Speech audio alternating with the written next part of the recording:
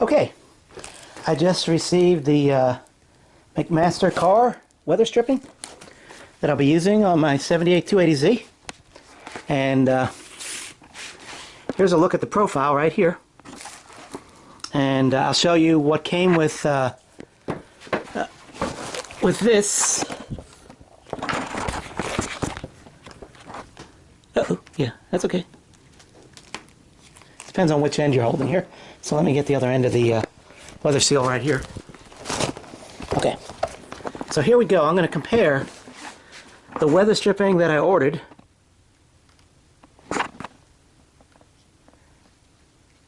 now. You can see that the bulb, even though the bulb is open on the, I guess this is from Precision,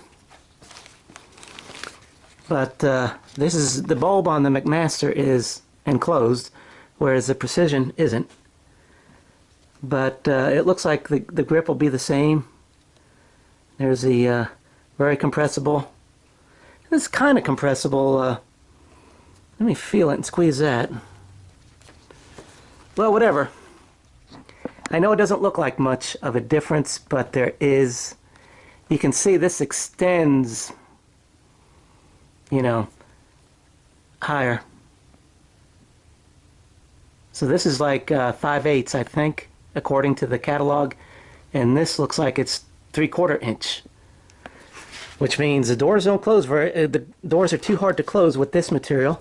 I have not tried this material yet. I'm going to install it now and see how it goes. I hope I have everything here I need to get started with the door seal. Here's the old one. It's not in too good a shape. Basically, it seems to be one piece that starts right here, runs around here, has a 90-degree right here, and then it just wraps around like so until it gets to the end here again. So it grips right here along this edge. So you just, I've had this off before already, so that's why it's coming off so easy. You may have to pry a little bit with a screwdriver like I did the first time. But anyway, it just comes right off. And there we go. As it comes off, still just peel it up, and there. It's about a 1-minute job, if everything is already loose. Now, before I try this new stuff, which is going to go around similar, but we're going to start in this corner here, but first move it away a little bit.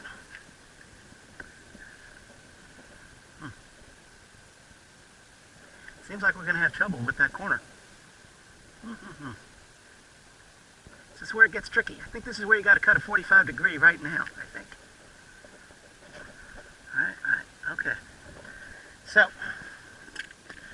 that's how we'll try to start it then, with a 45-degree.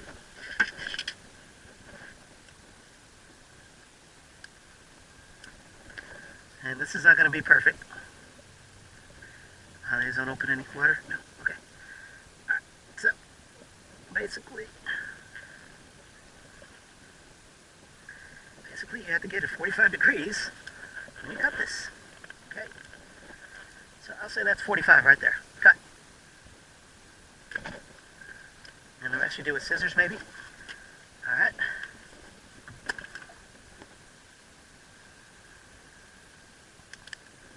There we go. I have to clean it up just slightly, but no. Now let's see what it looks like.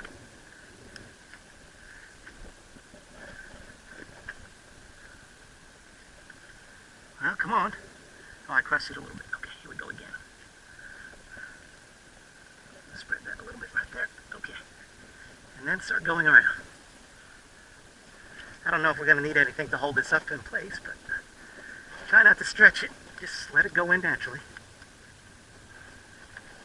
Don't pull on it to get an extra inch out of anything here.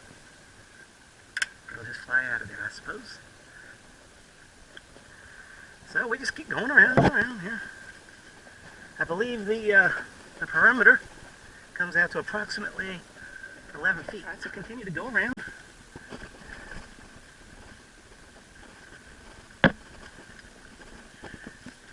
Okay, we got to get it past the dash a little bit there. But I think we're okay.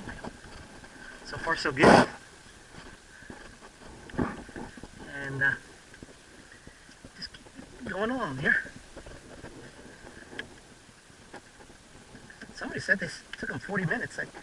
I guess they did some other things. The actual putting in of this, I don't think is going to take longer than 5 minutes. Other than, you know, maybe he did more precise cuts than I'm doing. And I'm getting gooey here. This whole car is a work in progress, so let's see, as we push it, it moves.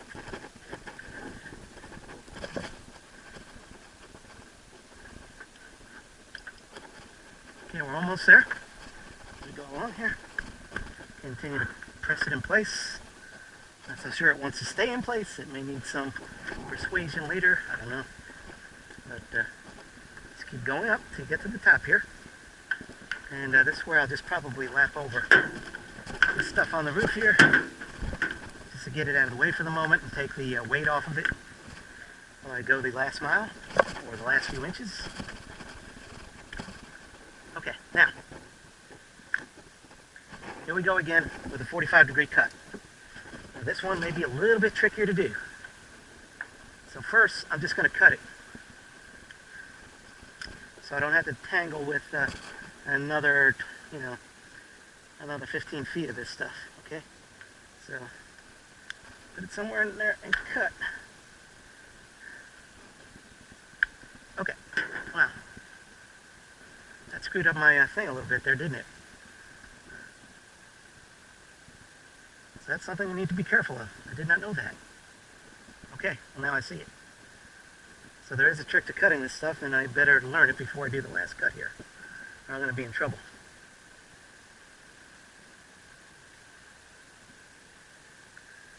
So we want to cut that way, but at the same time we don't want to ruin our groove. So let's hold it here for a second and look where it's got to go here. Right about here. Okay. So 45, right? Like that.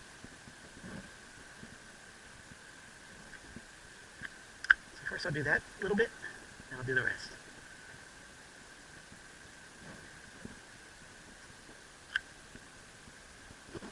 I think all I need scissors now to finish. Okay, now, I may have cut it just a tad too long, but we'll see.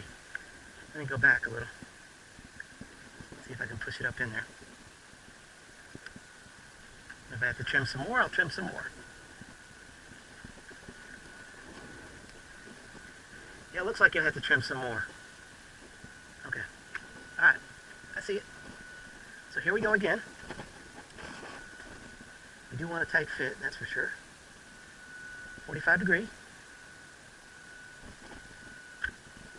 Okay, cut off some with the scissor.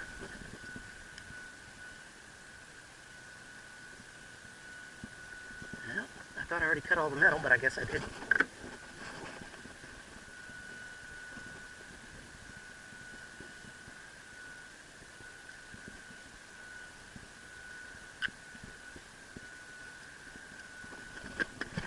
Clean it up with scissors again, I think here.